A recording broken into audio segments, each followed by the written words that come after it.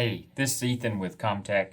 I wanted to take a moment and go over the new Yealink 54 series phone.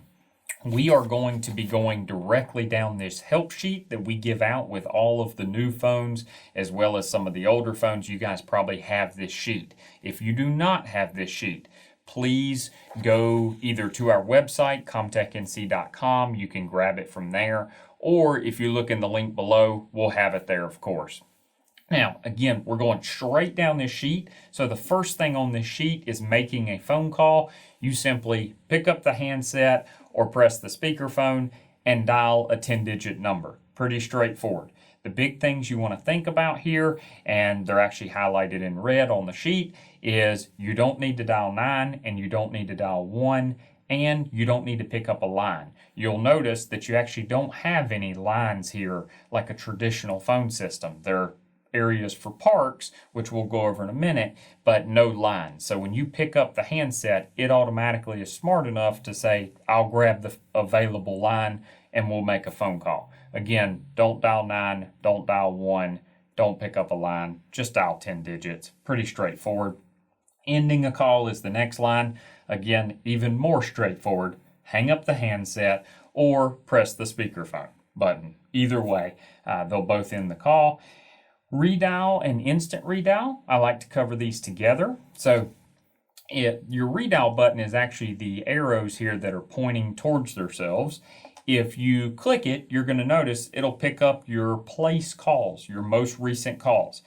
The next line down is instant redial. If you press it again, then it's going to dial whatever your last dialed call was. So the best use case scenario that I can think of on that is, let's say you were talking to someone, you had called them, maybe they were on a cell phone, their cell phone went out and dropped the call. You want to call them back quickly, just press redial and press redial again. Hold and park, I go over together because those sometimes our clients confuse. Hold is personal. So if you're on a phone call and you need to go and check for some documents or go check something, but you yourself are coming back to that phone call. You're not going to try to hand it off to some other department or something like that. That's what you would use hold for. Hold is personal. So if you're in a phone call, you're going to press the little button here that has a phone and a pause button. When you press that, the phone call goes on hold.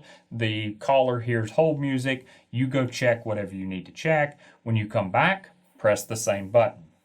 Now, use that same scenario except for, let's say, Susan needs to take the call. Well, what you would do is you would use your parks. Parks are public holds. So when you did that, you're on a phone call, you're going to see your parks are lined up here.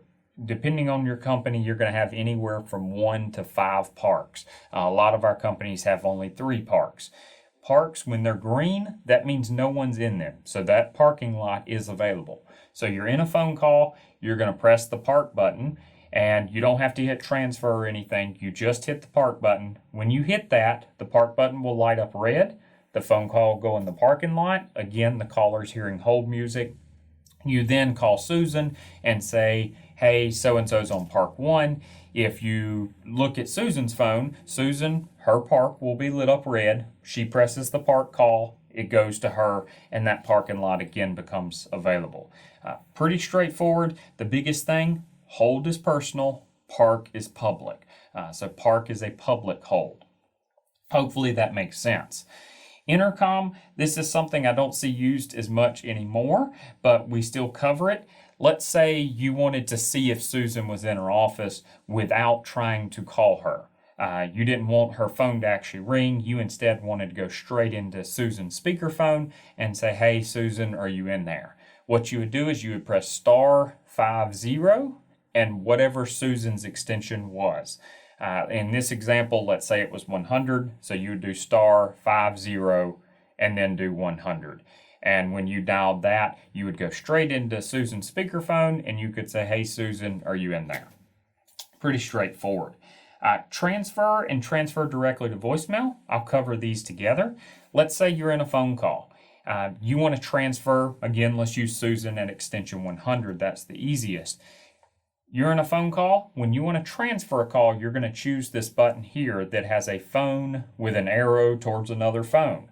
When you press that, you're going to get a dial tone. You would dial Susan's extension, which would be 100.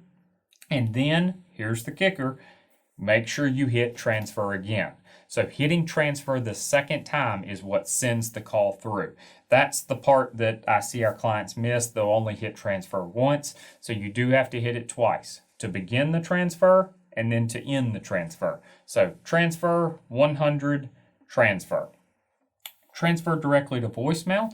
Let's say you know Susan's not in her office or Susan's in a meeting. You want to drop one of your clients directly into Susan's voicemail.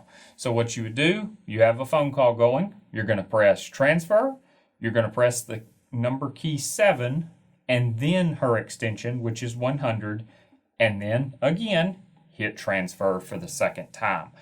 So you want to hit transfer still twice. The big difference is if you put 7 in front of any extension, it tells the system, don't ring that phone, go directly to that person's voicemail.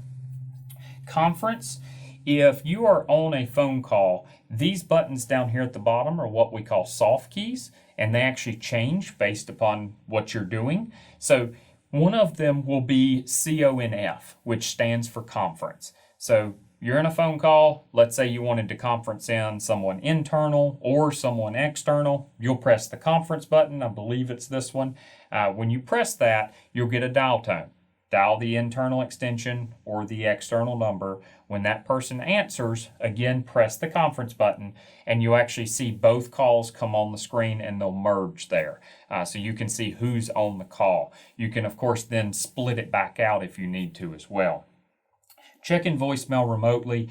A lot of our clients don't do this anymore because they have voicemail to email set up. But if you don't, and you're still checking your voicemail on your phone, if you're out of the office, if you dial your main number when you guys get to your auto attendant, if your company has one, you'll press the star key. And when you press the star key, it'll say, what extension are you? You'll type in your extension, and then it'll say what password, and you can put your password in. D&D button is probably the most phone calls that we get is about this button, which stands for Do Not Disturb. Right here it is. If you press D&D, you will notice up here in the top, there's a little red circle with a line through it. Some of the other phones, they have different kind of indicators, but they're all relatively obvious. Again, as I said, it means do not disturb. This means you will be able, as you can see, to be able to make phone calls out just fine, but no phone calls will be received or they will not ring. They will go directly to your voicemail. The common scenario we see here is somebody accidentally pressed that button and then somebody's trying to transfer calls to them and their phones aren't ringing. It's going directly to voicemail, and that's the issue. So check your D&D button because that's most likely the issue if you're not receiving phone calls, but you can make phone calls. Volume is right here. We call this situational volume, which means whatever your current situation is on the phone, that's what the volume changes. As the phone sits here and is not doing anything, this is going to change your ringer. If let's say you're on a phone call, you can't hear the person, you use the same volume keys because your situation has changed. To request support is support@comtechnc.com if you shoot us an email, or if you give us a call, 336-570-9409. If you choose option 1 for service, any of those technicians, they've all been trained repeatedly, and they help a lot of our clients with these sheets, so they know any technician you get will know this sheet. Now, flip over, if you don't mind, to the back side of the page. This is what you're going to have to do when you receive your phone for the very first time. We leave this sheet with every install that we do. Every single phone gets this sheet, so every person needs to do this. The top header says setting up my new phone. What you're going to do is you're going to press the message button, and you're going to dial 1212, which is the default password for our system. And it's then going to ask you to do 2 things. It's going to ask you to record your name and record your voicemail greeting. Please do both. Your name is a very important piece because it allows for the auto attendant to work properly if somebody chooses the name directory, so you don't want to skip that. Now, I recognize that not everyone's going to do the best job on their first take. I can't remember the last time that I recorded my voicemail properly on the first take. So below what the top piece is, below we go through changing your voicemail password, changing your name, and changing your greeting. So we give you the codes on exactly how to do that. With that, one last thing, I just saw it, change your voicemail password. I do recommend that because all of ours are standard when they get installed. So go ahead and change your voicemail password. That way only you can get into it.